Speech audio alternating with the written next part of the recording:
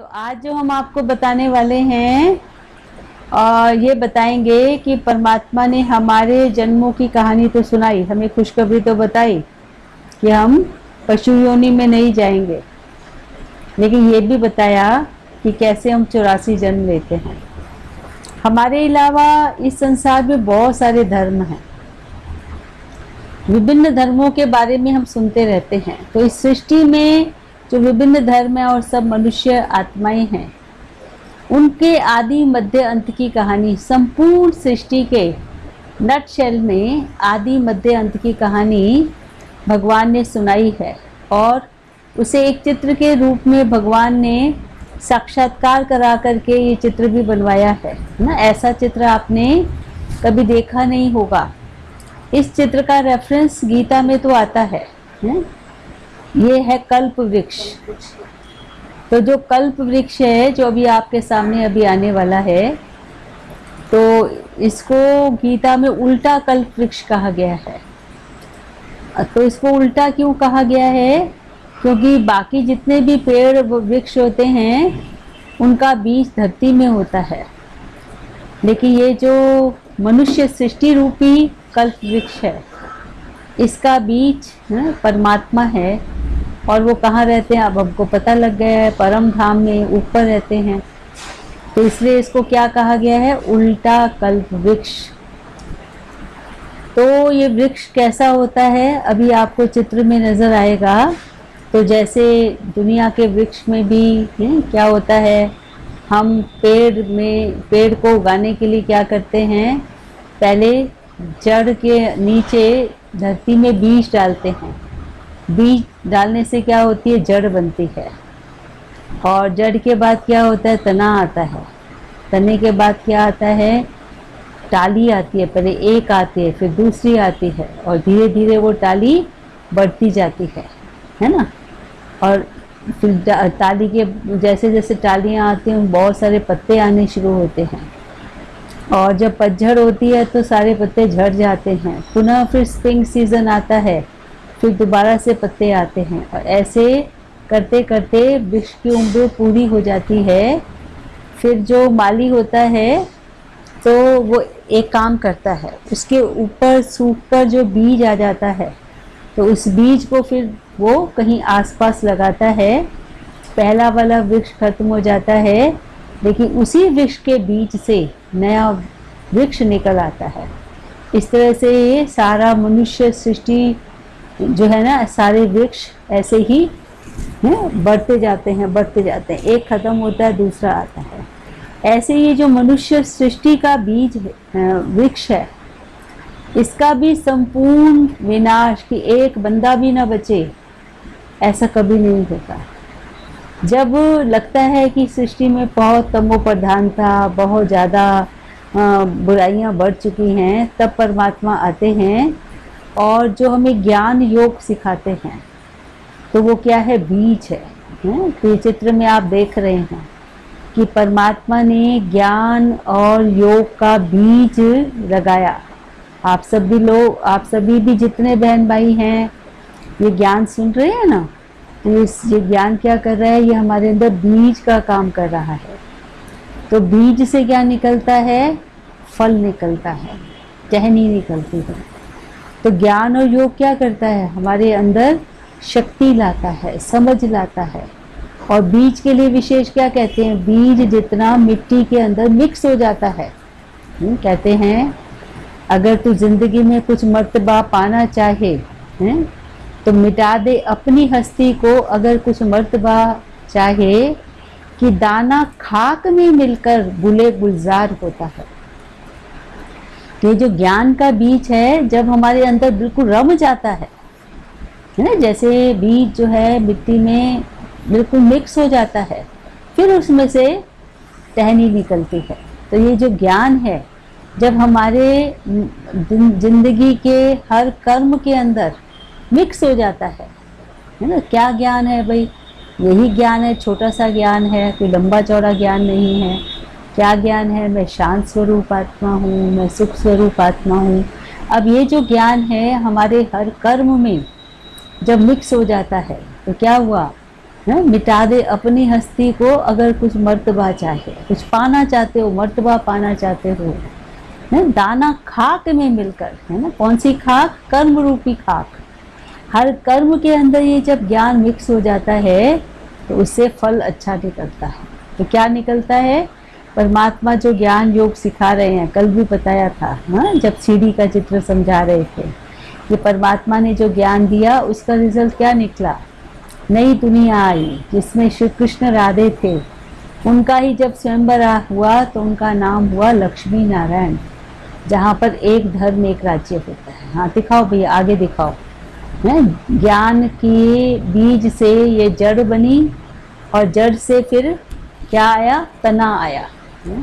तना जैसे एक होता है और मजबूत होता है, ऐसे ही इस ज्ञान से एकता आती है।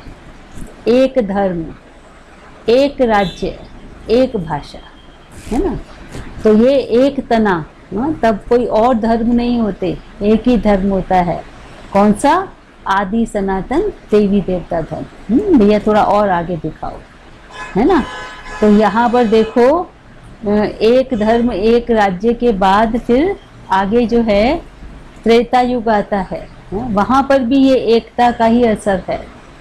जो कल बताया था ना, सतयुग और त्रेता में कैसे रहता है? सुख शांति आनंद सब कुछ होता है, वहाँ पर हर प्रकार की प्राप्ति होती है, क्योंकि एकता है, सहयोग है और प्रेम है।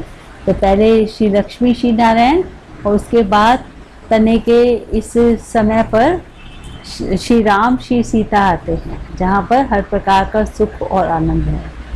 अब यही जब देवी देवता द्वापर युग में आते हैं, तो कल आपको बताया था कि देवी देवता भी इस पुरानी दुनिया के अंदर आकर के द्वापर युग तक सतयुग त्रेता का जो नयापन था वो खत्म होता है, और द्वापर युग से यहाँ पर क्या शुरू हुआ? 5 विकार शुरू हुए, और इन 5 विकारों की वजह से भक्ति शुरू होती है, शिव बाबा की पूजा, और मनुष्य आत्माएं बहुत अशांत होती हैं, क्योंकि वो कभी इन विकारों को इस्तेमाल नहीं किया था।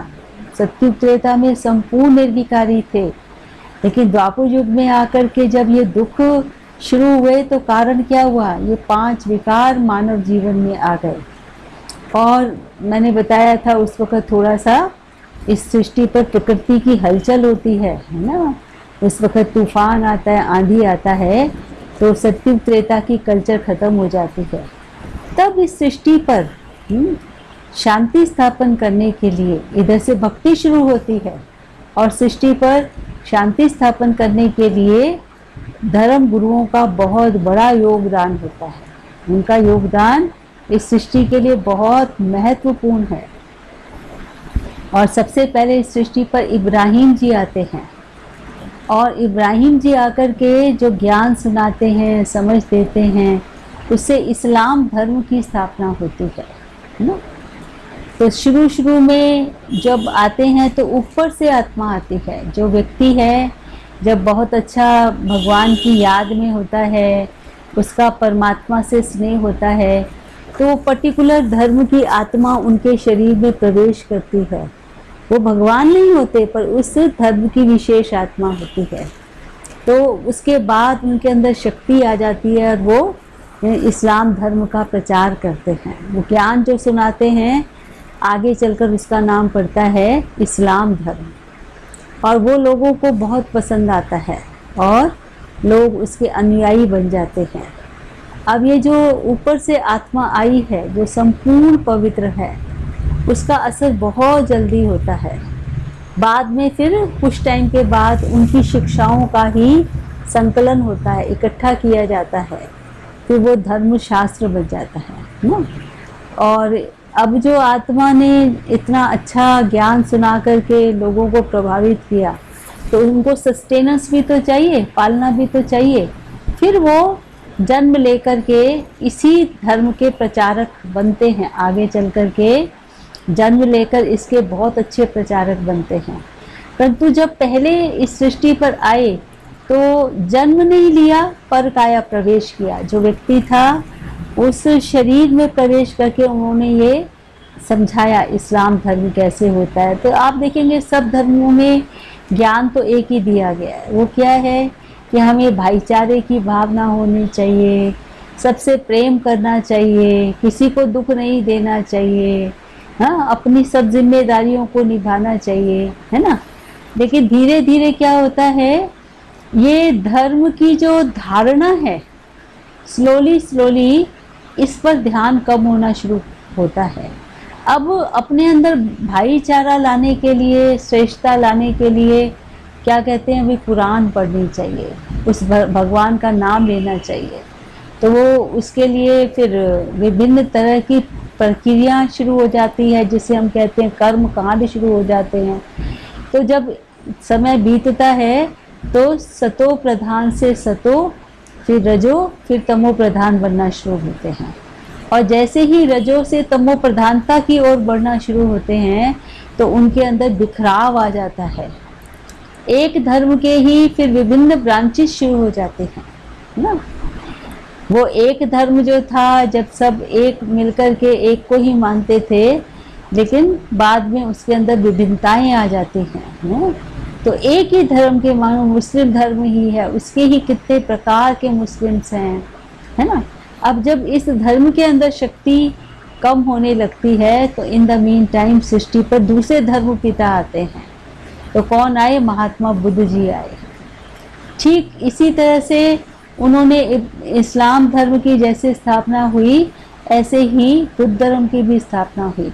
ऊपर से पवित्र आत्मा आती है ना, और उनके शरीर में प्रवेश कर वो ज्ञान का प्रचार करती है। क्योंकि पवित्र आत्मा प्रचार कर रही है तो उनके फॉलोवर्स बहुत जल्दी बन जाते हैं और उसके अनुयायी बनकर के उस रास्ते को अपनाते हैं। अब ऐसे ही ये भी आगे प्रचारक बनते हैं नेक्स्ट जन्म में जा कर के, और उसी जन्म के अच्छे प्रचारक हर जन्म में बनते हैं। लेकिन जो शक्ति है वो डे बाय डे कम होती है, क्योंकि ऊपर से जब आए थे तो संपूर्ण सतो प्रधान थे। फिर धीरे धीरे नए नए जन्म लेते रहे तो सतो प्रधान से सतो सामान्य, रजो प्रधान, फिर तमो प्रधान। फिर इस तरह से बुद्ध धर्म की भी कई शाखाएं होनी शुरू हो जाती हैं। पहले एक ही था, एक ही मान्यता थी, एक ही धर्म था, फिर मान्यताएं भी अलग अलग होनी शुरू होती हैं। अब इस धर्म के अंदर जब शक्ति कम होने लगती है तो सृष्टि पर एक और महान धर्म आता है, जिसको क्रिश्चियन धर्म कहते हैं। तो ऐसे ही क्राइस्ट जी आए इस सृष्टि पर, और सभी का आप देखेंगे एक जैसी ही हिस्ट्री है कि पहले से वो जो जिनको हम धर्म स्थापक के रूप में मानते हैं, पहले से उनका परमात्मा के प्रति स्नेह है, और धीरे धीरे फिर एक पर्टिकुलर उम्र पर आकर के वो जो धर्म पिता आत्मा है उनके अंदर प्रवेश करती है। ये बहुत गुह्य राज है ना। और फिर धीरे धीरे वो संस्थापक बनकर के प्रचार जब करते हैं तो लोग बड़ी जल्दी उनके फॉलोवर्स बन जाते हैं। फिर वो आत्मा शरीर छोड़ती है, उसका जितना भी ड्यूरेशन है, तो अब वो आत्मा फिर जन्म लेकर के उसका प्रचारक बनती है। और ऐसे ही जब इसके भी जब समय बीतता है तो सतो प्रधान से सतो, फिर रजो, फिर तमो प्रधान बनते हैं। फिर इस तरफ से फिर हम देखते हैं सृष्टि पर और अशांति जैसे जैसे बढ़ रही है तो सृष्टि पर शंकराचार्य जी आते हैं। वो आकर के संन्यास धर्म स्थापन करते हैं, है ना। और देखो पहले वो भी एक ही होते हैं, फिर बाद में जब सतो प्रधान से सतो, फिर रजो प्रधानता की ओर बढ़ते हैं तो उनके भी कई कई ब्रांचेस शुरू हो जाते हैं। आज देख रहे हैं ना, संन्यास धर्म वाले बहुत सारे हैं, पर वो भी अलग अलग मान्यताओं के हैं। तो इस तरह से सृष्टि पर विभिन्न धर्म आते रहे, धर्म पिता आते रहे, और वो एक ही परमात्मा का मैसेज देते रहे। पर इन ड्यू टाइम, कुछ समय के बाद, वो जो परमात्मा का उन्होंने पैगाम दिया, अब चाहे देखो इस्लाम जी थे, उन्होंने भी उस परमात्मा का पैगाम दिया, महात्मा बुद्ध ने भी उनका पैगाम दिया, क्राइस्ट ने भी उनका पैगाम दिया, है ना। शंकराचार्य जी भी उसी भगवान की तपस्या करते हैं। पर थोड़े टाइम के बाद ये जो प्रचारक थे, जो सृष्टि पर पहली बार आए, धर्म स्थापन अर्थ, लोगों ने इनको ही भगवान स्वीकार कर लिया। तो इस संस्थापक ने उस परमात्मा का परिचय दिया, उधर ध्यान खिंचवाया, पर जो फॉलोवर्स थे उन्होंने ध्यान उस परमात्मा की ओर, क्योंकि वो तो निराकार है, वो नजर नहीं आ रहा, ये संस्थापक जो है साकार है, इनको भगवान मानना शुरू किया, है ना। इस तरह से समय प्रति समय और भी अनेक धर्म आए, है ना। आगे भैया दिखा दीजिए। तो उसके बाद जो धर्म हैं, ये 4 हैं मुख्य धर्म। उसके बाद जो धर्म है वो छोटे छोटे विभिन्न धर्म हैं, है ना। वो आते रहे हैं, बहुत सारे मठ पंथ वगैरह आते रहे हैं, लेकिन जो भी ऊपर से पवित्र आत्मा आती है तो पहले सतो प्रधान, फिर रजो प्रधान, फिर तमो प्रधान बनती है। और उस हर एक धर्म की फिर आगे आगे अपने ही धर्म की कितनी शाखाएं हैं। अब आप सिख धर्म ही देख लो, हाँ। अब पहले तो एक गुरु नानक देव जी द्वारा एक ही सिख धर्म था, अब उसमें कितने सारे ब्रांचेस हैं। तो ये एक धर्म की बात नहीं है, सभी धर्मों की एक ऐसी ही सच्चाई है ना। और कारण क्या है कि आत्मा जैसे जैसे तमो प्रधान बनती है तो उनके अपने विभिन्न विचार बनने शुरू होते हैं, है ना। तो पहले हम देखते थे कैसे सामूहिक परिवार होते थे, आजकल क्या होता है, वो हर बच्चा क्या चाहता है, मैं अलग रहूं, है ना। अलगावपन की भावना पहले के ज़माने में कई सालों के बाद कहीं अलग होते थे, और आजकल तो शादी होते ही अलग हो जाते हैं, क्योंकि आपस में मिलकर चलना एक बहुत बड़ी चैलेंज हो गई है। तो ये जो धर्म स्थापक आते हैं ये भी पहले एक बन करके रहते हैं, लेकिन जैसे जैसे तमो प्रधानता बढ़ती गई है तो उनकी विभिन्न शाखाएं होती गई। अब भगवान क्या बोलते हैं कि अब ये जो समय चल रहा है, कौन सा समय है, जब चारों ओर तमो प्रधानता बहुत बढ़ गई है, हर आत्मा बहुत विकारी बन गई है, 5 विकार हर आत्मा के अंदर बहुत अधिक हैं। इसलिए ये विकार ही तमो प्रधानता को या लड़ाई झगड़े को पैदा कर रहे हैं। अब भगवान ने कहा ये कौन सा समय है, अंत का समय है, और इस अंत के समय पर अब भगवान कहते हैं कि सारी सृष्टि पर क्या हो रहा है, बुराइयां बहुत बढ़ चुकी हैं। तो जब बहुत किसी चीज़ को संभाला जाता है, तो जब वो नहीं संभल पाता है तो आखिर उसको खत्म करना पड़ता है। तो परमात्मा 2 काम इकट्ठे करते हैं, एक स्थापना का कार्य और दूसरा विनाश का कार्य, है ना। तो वो जो कल्प वृक्ष है, अब उसको दिखाया गया है, जैसे वृक्ष अपनी पूरी संपूर्णता को जब प्राप्त करता है तो फिर क्या होता है, उसमें पतझड़ होता है। तो सृष्टि में इन विभिन्न गुरुओं के आने का कारण क्या हुआ, इस सृष्टि पर जो पतझड़ होती रही, जो दुख आते रहे, है ना। अब भगवान कहते हैं कि अब सृष्टि में सारे धर्म, सारे मनुष्य आत्माएं, सब कुछ आ चुका है। अब कौन सा समय है, जाने का समय है। तो इस सृष्टि का जो महाविनाश होता है 3 तरीकों से होता है। एक तो ये सामने आपको दिखाया गया है, एटम हाइड्रोजन बॉम्ब्स द्वारा, है ना।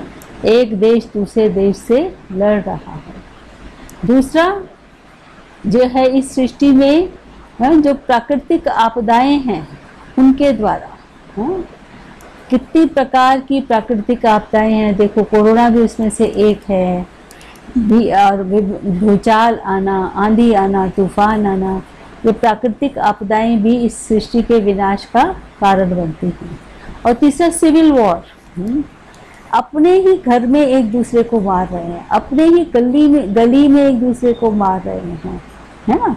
सब एक दूसरे से लड़ रहे हैं, है ना। तो एक मानव दूसरे मानव को मार रहा है, और क्यों मार रहा है, क्योंकि हर एक इन विकारों की आग में जल रहा है। तो ये 3 तरीकों से इस सृष्टि का महाविनाश होता है। तो इस महाविनाश से पूर्व जो होने वाला है, अभी हुआ नहीं है लेकिन होने वाला है, इस महाविनाश से पूर्व साइमल्टेनियसली, साथ के साथ परमात्मा इस कल्प वृक्ष का स्थापना भी कर रहे हैं। इधर से विनाश की तैयारियां, तो जैसे हमने आपको बताया था, वृक्ष जब पूरा फलीभूत हो जाता है तो माली क्या करता है, उसी की टहनी या सूख कर जो बीज आ गया है उससे नए वृक्ष की स्थापना करता है।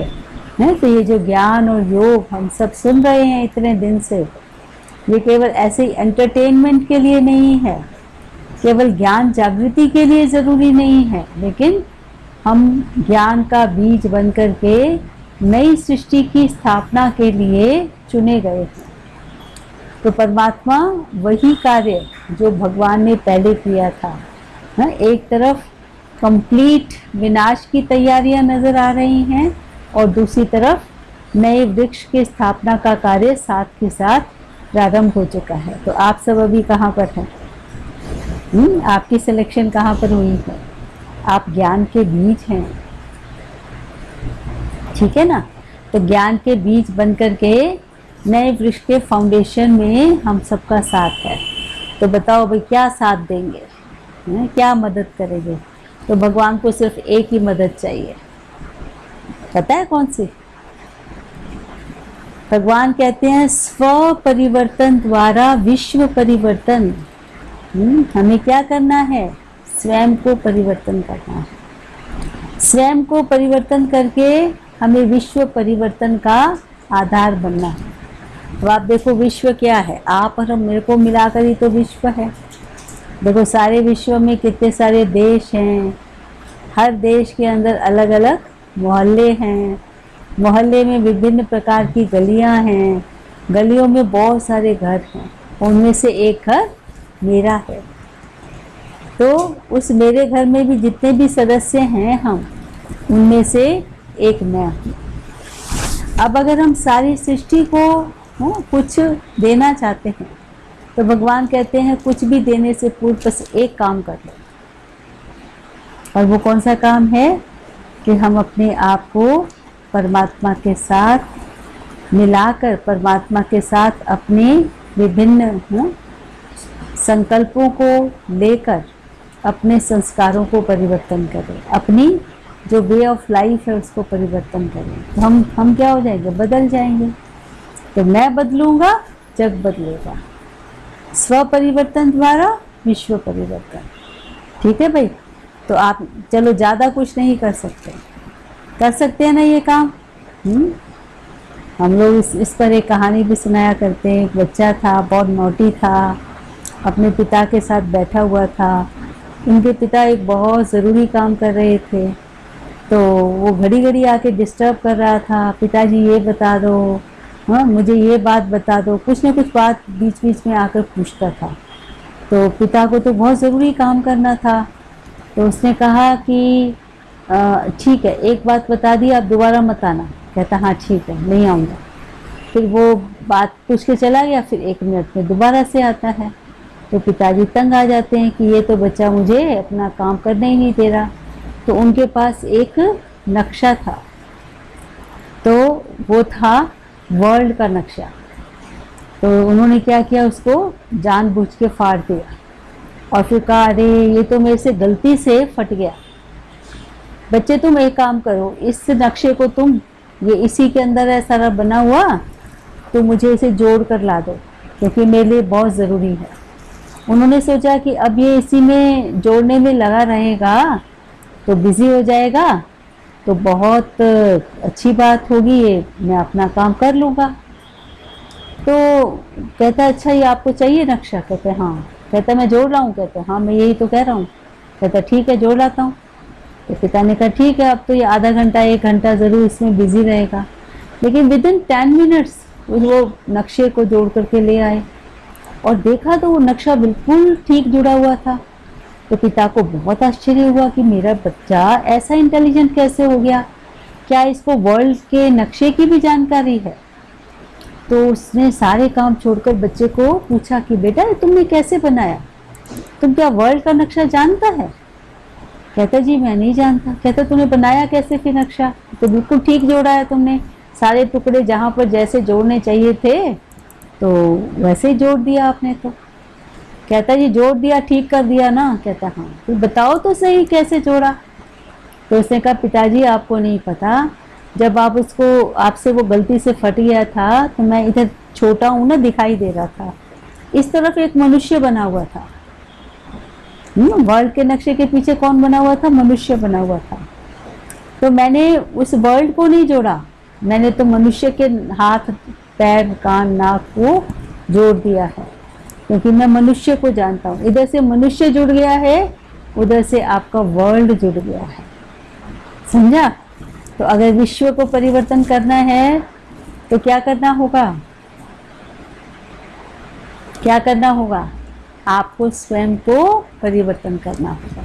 बस इससे सारा संसार परिवर्तन हो जाएगा। तो स्व परिवर्तन द्वारा विश्व परिवर्तन। ठीक है भाई? तो इस तरह से भगवान ने हमको सारे वर्ल्ड की हिस्ट्री ज्योग्राफी सुनाई है और अब कहा है कि अब तुम मुझे जितना मेरा सानिध्य प्राप्त करोगे, उतना तुम जीवन में परिवर्तन होते जाओगे, तुम्हारे संस्कार परिवर्तन होते जाएंगे। तो आज मैं आपको योग में जो हम अपने आप को उस ज्योति स्वरूप में जो हम याद करते रहे हैं, इससे मैं आपको एक और एडिशन बताना चाहती हूँ। वो भी मेडिटेशन का एक और अच्छा रूप है। तो उस रूप में हम क्या करते हैं, जैसे आप सबको पता होगा कि जो आत्मा है उसका संपूर्ण स्वरूप फरिश्ता है। आत्मा जब शरीर छोड़ती है तो अपने फरिश्ते रूप में जाती है। अगर आत्मा संपूर्ण फरिश्ता नहीं बनती तो उसका जो ओहरा होता है वो काला होता है। जैसे आपने कईयों के मुख से सुना होगा कि हम सोए हुए थे, एक काली छाया हमारे सामने आई। तो काली छाया क्या थी? आत्मा का उसका जो रूप था वो कैसा था? तमो प्रधान था। तो वो फरिश्ता की वजह कैसे नजर आती है? काली छाया नजर आती है। और जो आत्मा पवित्र बन जाती है वो कैसे होती है? सफ़ेद छाया, ऐसे लाइट की सफ़ेद छाया बन जाती है। तो हम सब जो परम धाम जाएंगे, तो बीच में हमने आपको बताया था, बीच का एक लोक है जिसे हम सूक्ष्म वतन कहते हैं। बताया था ना कि इस चांद सितारों की दुनिया से ऊपर सूक्ष्म वतन है, और सूक्ष्म वतन में 3 पुरियाँ हैं, ब्रह्मापुरी, विष्णुपुरी और शंकरपुरी। ठीक है ना? तो अगर हम ज्योति बिंदु स्वरूप में स्वयं को टिका लें तो सबसे ऊंचा योग, सबसे ऊंचा सामीप्य भगवान के साथ उस बिंदु स्वरूप में ही है। अन्यथा ये जो ब्रह्मापुरी है, जो सबसे पहले यहाँ दिखाई गई है, तो हम अपने आप को ज्योति बिंदु से अपने आप को फरिश्ता रूप में लाएं। क्योंकि दुनिया से जब हम जाएंगे, जितने भी हम श्रेष्ठ कर्म करेंगे, तो हमारी जो काया बनेगी वो ऐसी हड्डी मांस की नहीं, ऐसे लाइट की काया बनती है। तो हम अपने संपूर्ण स्वरूप से इस ब्रह्मापुरी में जाते हैं। तो ब्रह्मा बाबा भी, जिनका पूर्व नाम जैसे आपको बताया गया लेखराज था, तो वो भी अपने संपूर्ण कर्मों को प्राप्त करके, अपनी संपूर्णता को प्राप्त करके इस ब्रह्मापुरी में बैठे हुए हैं। तो शिव बाबा किनके तन में आते हैं? ब्रह्मा बाबा के तन में आते हैं। जब वो साकार थे तो ब्रह्मा बाबा के साकार तन द्वारा बात करते थे। अब वो संपूर्ण बन गए हैं। 18 जनवरी 1969 में ब्रह्मा बाबा ने अपना पुराना शरीर छोड़कर इस फरिश्ते स्वरूप को प्राप्त किया। तो हम यहाँ पर अपने मन बुद्धि को ले जाते हैं। कौन से रूप में? हम भी अपने फरिश्ते रूप को अपने सामने लाते हैं, क्योंकि अल्टीमेटली हमको क्या बनना है? ये फरिश्ता ही बनना है। तो हम फरिश्ते रूप में इस सूक्ष्म वतन में ब्रह्मा बाबा के तन के साथ हम ब्रह्मापुरी में स्वयं को फरिश्ते रूप में अनुभव करते हुए हम उनसे बातचीत करते हैं, हम उनसे रूह रिहान करते हैं, और परमात्मा के प्यार को, स्नेह को शिव बाबा, ब्रह्मा बाबा द्वारा हमें अनुभव कराते हैं इस ब्रह्मापुरी में। यहाँ का जो प्रकाश है वो एकदम वाइट है। जैसे परम धाम का कैसा है? लाल सुनहरी रंग का है। लेकिन जो ब्रह्मापुरी है वहाँ पर ये हड्डी मांस का शरीर नहीं होता। कैसा शरीर होता है? लाइट का। जैसे फरिश्तों को हम देखते हैं ना, कभी कभी हम मूवीज में आपने देखा होगा, हाँ, फरिश्ते दिखाते हैं। तो कैसे दिखाते हैं? एकदम हल्के हल्के, क्योंकि ये हड्डी मांस वाला नहीं होता उनका कॉस्ट्यूम। किसका होता है? लाइट का होता है और वहाँ आवाज़ नहीं होती। मूवी में बात करते हैं लेकिन हमको सब समझ में आता है। समझाने के लिए मैं आपको ऐसे बताऊंगी कि जैसे हम रात को सो जाते हैं तो हम कोई बात कर रहे होते हैं, ऐसे आवाज़ निकल रही होती है ना। मान लो मैं सोई हुई हूँ, मुझे सपना आ रहा है, तो मैं सपने में सब कुछ देख रही हूँ, मैं बातचीत कर रही हूँ, चल रही हूँ, पर यहाँ तो मैं सोई हुई हूँ। लेकिन जब मेरी आँख खुलती है तब मैं बताती हूँ सपने में मैंने ये देखा, ऐसे ऐसे बोला। पर जो मैं सोई हुई थी तो लोगों ने कहा नहीं तो आप तो चुप ही सोई हुई थी। लेकिन सपने में हम अनुभव करते हैं, हम बातचीत कर रहे हैं, कहीं जा रहे हैं। तो ऐसे ब्रह्मापुरी में शिव बाबा ब्रह्मा बाबा के तन में हैं और मैं कौन से स्वरूप में हूँ? मैं अपने फरिश्ते रूप में हूँ। तो फीचर्स यही होंगे, लेकिन ये हड्डी मांस का शरीर नहीं होगा, वो हमारा संपूर्ण स्वरूप है। तो उस संपूर्ण स्वरूप द्वारा भी हम बाबा से बातचीत करते हैं और वो बिंदु रूप में भी जो अभी तक प्रैक्टिस करते आए हैं उस रूप में भी हम बाबा के साथ बातचीत करते हैं। इस तरह से हम कभी बाबा के साथ साकार में बाबा को अनुभव करते हुए, तो साकार में भी वहाँ पर सब दो ऑप्शंस हो गए। या तो हम ऐसा अनुभव करें ब्रह्मा बाबा के तन में शिव बाबा हमारे साथ है, या हम ऐसा अनुभव करें कि ज्योति बिंदु पॉइंट लाइट में हमारे साथ है। जो आपको ज़्यादा पसंद आए, ज़्यादा अच्छा लगे, जिस पर आपका कंसंट्रेशन ज़्यादा हो। कईयों का बिंदु रूप में कंसंट्रेशन कम होकर के इस जो फरिश्ता रूप है उसमें कंसंट्रेशन ज़्यादा होता है। लेकिन ध्यान किसका करना है? शिव बाबा का करना है। फरिश्ते रूप में भी हम शिव बाबा का ध्यान करते हैं और ज्योति बिंदु रूप में भी हम शिव बाबा का ध्यान करते हैं। इस तरह से हम सारा दिन में कभी बिंदु रूप द्वारा, कभी फरिश्ता स्वरूप द्वारा अपना मिलन, अपना योग बाबा के साथ लगाते हैं। ठीक है भाई।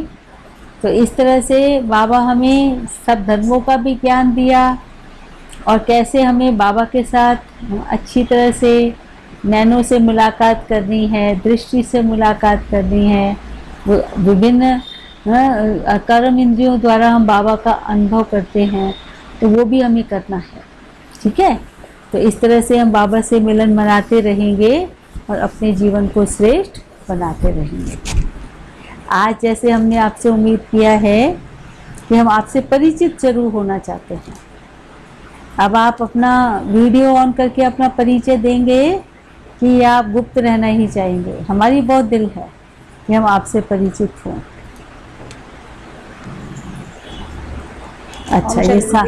अच्छा ये सामने है बहन। हाँ, अपना परिचय दीजिए, नाम बताइए, कहाँ रहते हैं?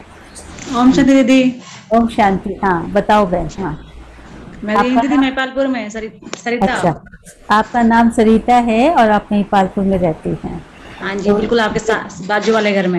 अच्छा, पड़ोसी हैं। अच्छा हाँ जी। तो अभी आपने कोर्स किया तो इसमें कोई एक अच्छी बात बताओ जो आपको बहुत अच्छी लगी हो। बात तो सारी अच्छी है दीदी। बहुत साल से जुड़ना चाहते थे लेकिन जुड़ नहीं पा रहे थे। इस ऑनलाइन के जरिए जुड़ तो पाए आपसे। अच्छा, तो अब योग रोज लगाया करोगी ना? हाँ जी, योग रोज। अभी हम कल जब आपसे मिलेंगे तो आगे कल हमारा ये जो फॉर्मल कोर्स है कल वो पूरा होगा, लेकिन उसको हमें आगे कैसे कंटिन्यू करना है वो हम कल ही आपको बताएंगे। ठीक है? ठीक है दीदी। हाँ, आगे कैसे जुड़ना है वो हम आपको समझाएंगे। थैंक यू, आपने अपना परिचय दिया, अच्छा लगा। थैंक यू दीदी। इतने सालों से नहीं हो पा रहा जो अब मोबाइल के जरिए हो गया। हाँ, कहते हैं ना कि जब समय होता है तभी सब कुछ हो जाता है। हाँ जी जी। ठीक है। आप टीचर है ना? आप टीचर है ना? दीदी मैं घर में ही रहती हूँ। अच्छा, आप घर में रहते हो। ठीक है। हाँ जी। और दूसरा और कोई बहन आगे, बहन या भाई, आप अपना वीडियो ऑन करके अपना परिचय दीजिए। हाँ बताएं भाई। वीडियो ऑन कैसे होगा? आप उधर बैठो, एक मिनट। आप इधर आओ ना, मैं उधर बैठूँ। जहाँ बैठोगे वहाँ बताओ। आ जाओ। दूसरा जना आइए अभी। वो पकड़ोगे कौन ऊपर दिखाओगे? आप फिर में दिखोगे। वो वीडियो ऑन करना है आपको। आपके परिवार में कोई भी है वो आपको बता सकते हैं। जो छोटी उम्र वाले हैं उनको सब पता होता है। उसमें वीडियो का ऑप्शन दिया हुआ है, जैसे आप टच करेंगे तो आपकी शक्ल सामने आ जाएगी। इसमें पहला वाला जो है वो है, हाँ हाँ आ गए आप आ गए। हाँ अब आप अपना नाम बताएं भाई साहब। ओम शांति, बलबीर सिंह। अच्छा आपका नाम? कुरुक्षेत्र से। कुरुक्षेत्र से हैं। अच्छा नाम क्या बताया? बलबीर सिंह। बलवीर भाई। अच्छा आप क्या करते हैं भैया? Retired from Kurukshetra university. अच्छा थैंक यू, ये तो बहुत अच्छा है। तो बहुत आपने सब लेसन अच्छी तरह से सुने, आपको अच्छे लगे? जी जी जी। अच्छा कोई विशेष बात अच्छी लगी हो तो वो भी शेयर कर सकते हैं। हाँ, मुझे एक तो जो आपने वो बिजनेसमैन वाली बताई थी ना, वो बहुत अच्छी लगी थी। अच्छा चलो बहुत अच्छा। तो कल हम आपको बताएंगे कि आप अब सदाकाल के लिए कैसे जुड़े रहेंगे, इसके लिए आपको क्या करना होगा, कल हम आपको बताएंगे। थैंक यू भाई साहब, वेलकम। ओम शांति। अच्छा और तीसरे आए अभी, आगे आए तीसरे।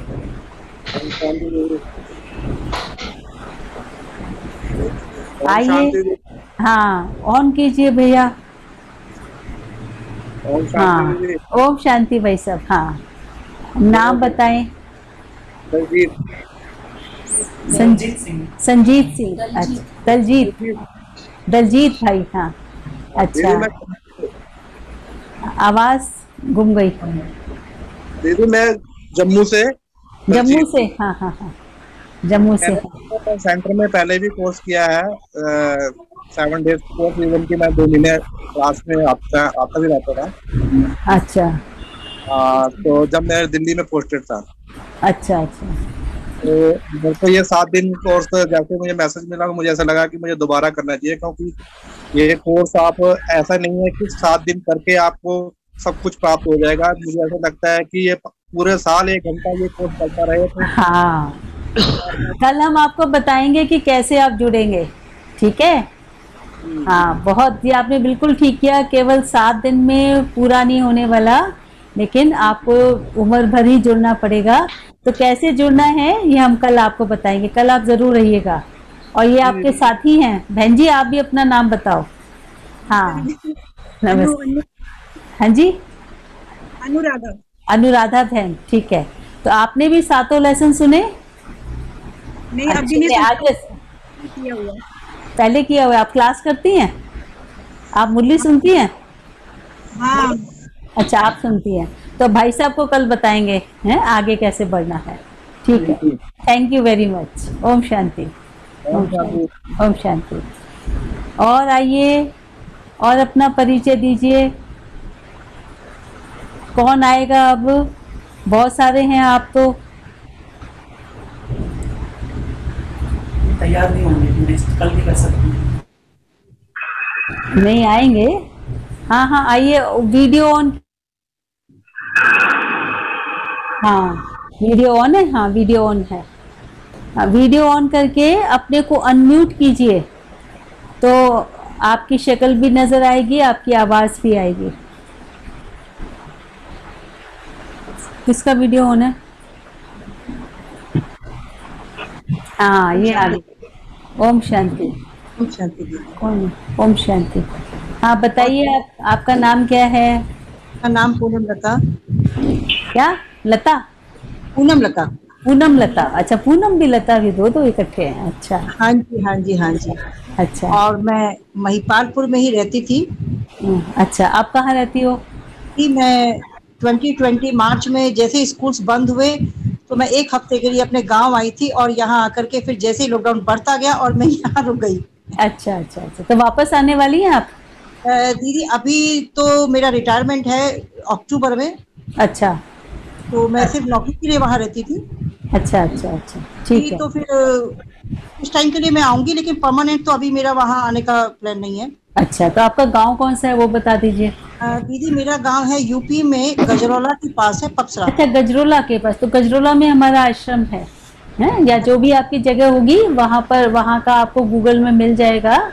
कल हम आपको और विधि बताएंगे कि कैसे आप जुड़े रहे। तो बहुत अच्छा लगा आपने पूरे देखा मैंने आज। हाँ जी, आपको काफी दिन के बाद देखने का मौका मिला।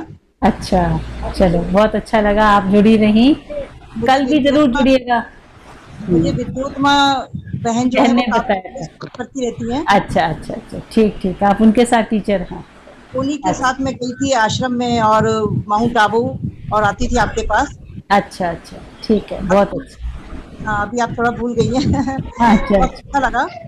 ठीक ठीक, बहुत अच्छा, वेलकम, कल भी आप रहिएगा। हाँ ठीक है, मैं रोज रहती हूँ दीदी। अच्छा ठीक है। और ओम शांति। और आइए वेरी गुड। हाँ हाँ, बताओ बहन आपका नाम। ओम शांति दीदी। हाँ दीदी मैं अंजलि हूँ सोनीपत कुंडल से। आवाज आ रही है दीदी? हाँ, अंजलि अंजलि, अच्छा, अंजलि आवाज आ रही है? हाँ आ रही है, बिल्कुल आ रही है, हाँ बोलिए। हाँ, बच्चों को चुप करा दो। हाँ हाँ जी, मैं 5 साल से जुड़ी हुई हूँ दीदी इस ज्ञान से। अच्छा अच्छा, ठीक है, बहुत अच्छा। आपने कोर्स ठीक से किया? हाँ जी, मेरा तो कई बार कोर्स हो चुका है क्योंकि वो अच्छा। जोड़ती रहती हूँ ना इस ज्ञान से। अच्छा ठीक है, बहुत अच्छा, वेलकम, बहुत अच्छा, थैंक यू। अच्छा, और कोई? Very good. हाँ,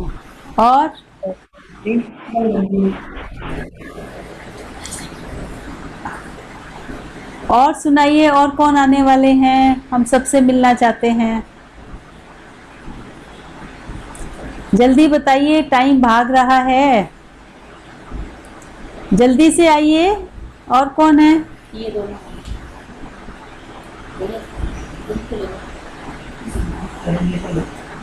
आइए, अपने को वीडियो ऑन, हाँ ठीक।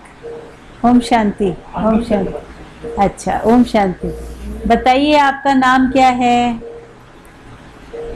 पहले अपना वो अनम्यूट कर लीजिए, पहला वाला जो है ना इसमें निशान, हाँ इसको हाथ, हाँ आपका आवाज नहीं आया, आवाज नहीं आया, आवाज नहीं आया, अनम्यूट कीजिए, अनम्यूट।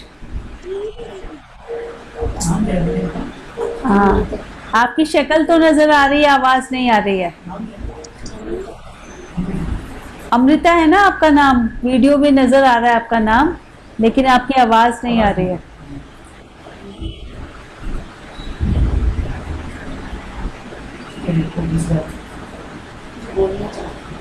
हाँ बोलो बोलो।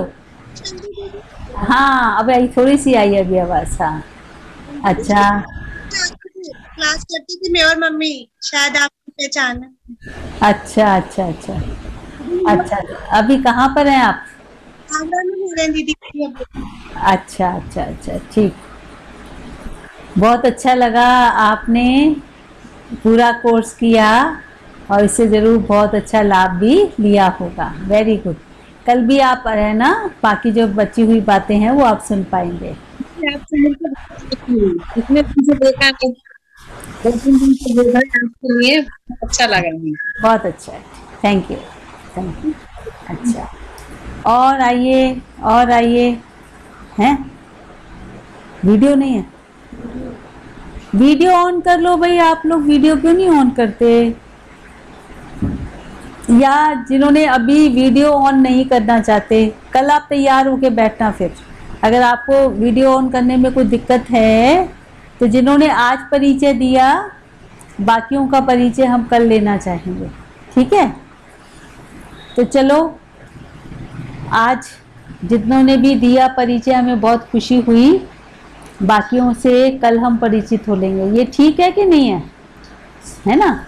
जब हम आपको रोज मिलते हैं तो हम ये तो चाहेंगे ना कि आप सभी भी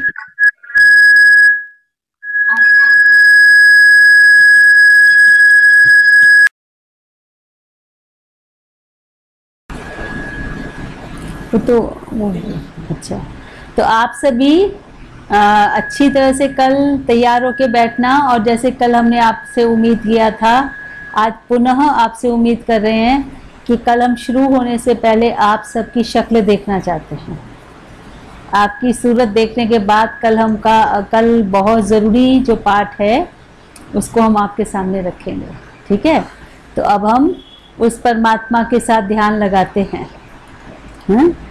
तो कैसे ध्यान लगाएंगे वो तो आपको अब आ ही गया है।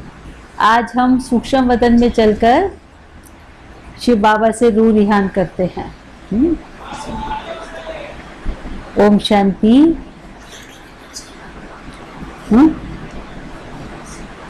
सीधे होकर बैठ जाओ, है ना। और जैसे हम अपने किसी प्रिय से बातचीत करते हैं मन ही मन, ऐसे हमें उनसे बातचीत करनी है।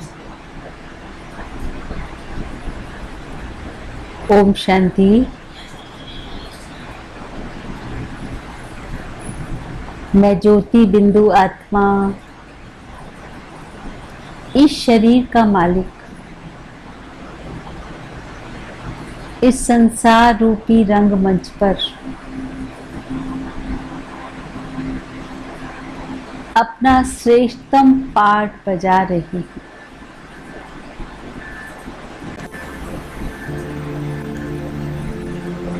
मैं आत्मा ज्योति स्वरूप परमात्मा शिव बाबा की संतान हूँ। मेरे पिता परमात्मा परम धाम से मेरे लिए आए हैं।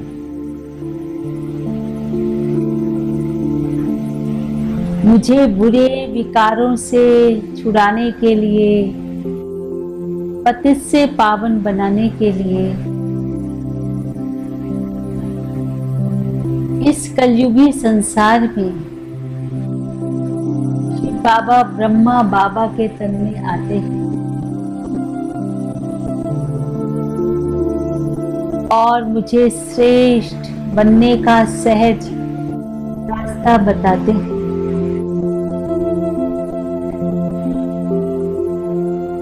मैं स्वयं को संपूर्ण निर्विकारी बनाऊं। तो शिव बाबा ने प्रजापिता ब्रह्मा के तन में प्रवेश कर मुझे ब्राह्मण बनाया। अब मुझे ब्राह्मण सो फरिश्ता बनना है। मेरी संपूर्ण कर्मातीत अवस्था फरिश्ता है।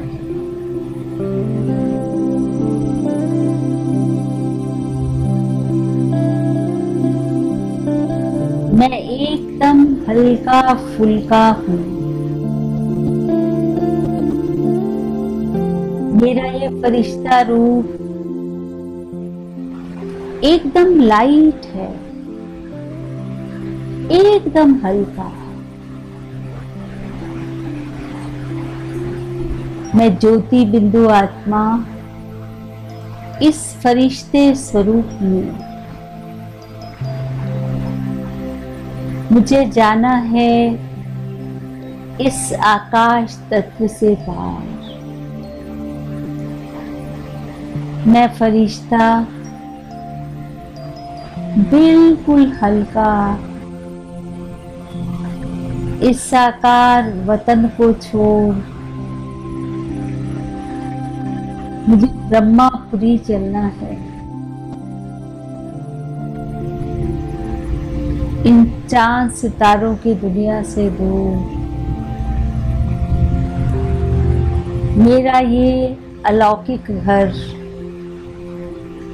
ब्रह्मापुरी, जहाँ चारों ओर सफेद हल्का प्रकाश फैला हुआ है।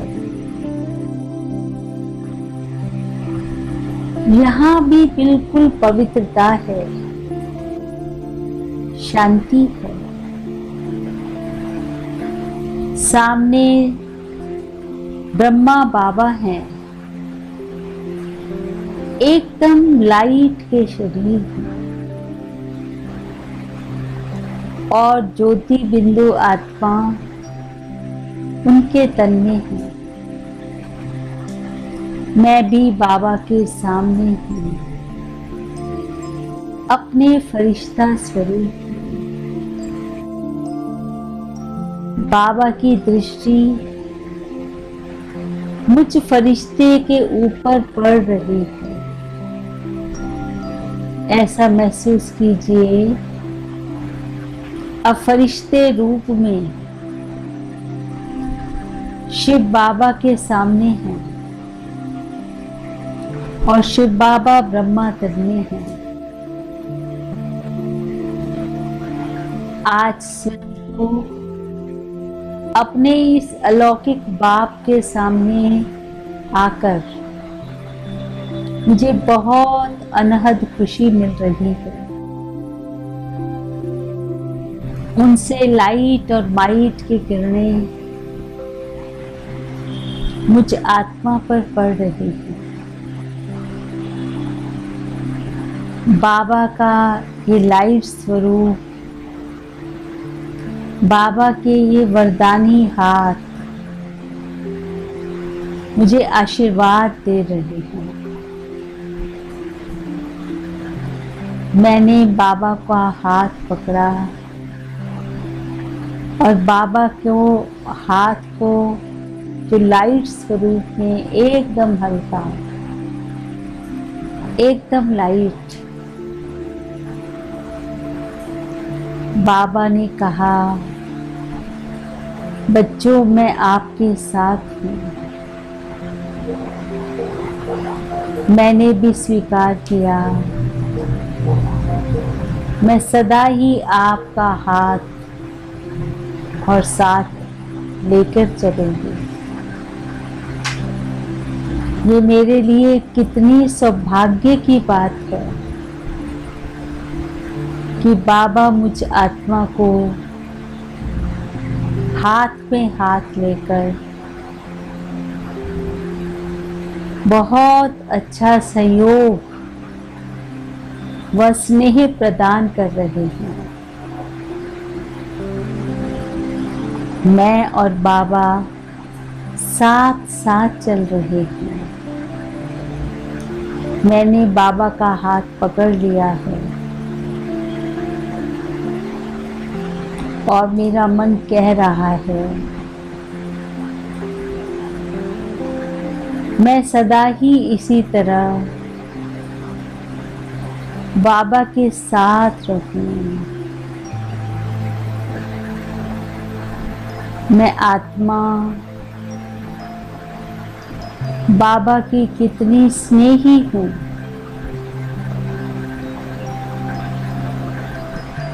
बाबा का आशीर्वाद का हाथ मेरे साथ है। मेरे दिल में बाबा रहते हैं और बाबा के दिल में मैं रहती हूँ।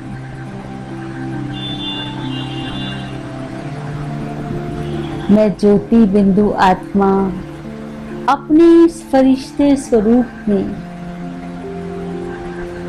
बहुत प्रसन्न हूँ, बेहद कल्याणकारी हूँ।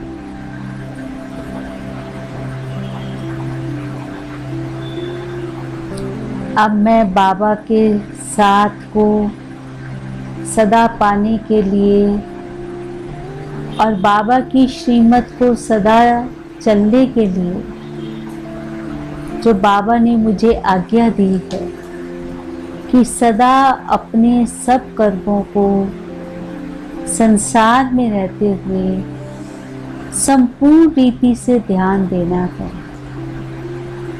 तो मैं पुनः अपने कर्म क्षेत्र की ओर बढ़ रही हूँ। मैं ज्योति बिंदु आत्मा अपने भ्रिकुटी के बीच विराजमान हूँ। मैं अपने इस फरिश्ते स्वरूप को सदा ही पा सकती हूँ, क्योंकि ये मेरा अपना संपूर्ण निजी रूप है। मैं एक शांत स्वरूप, पवित्र स्वरूप आत्मा हूँ।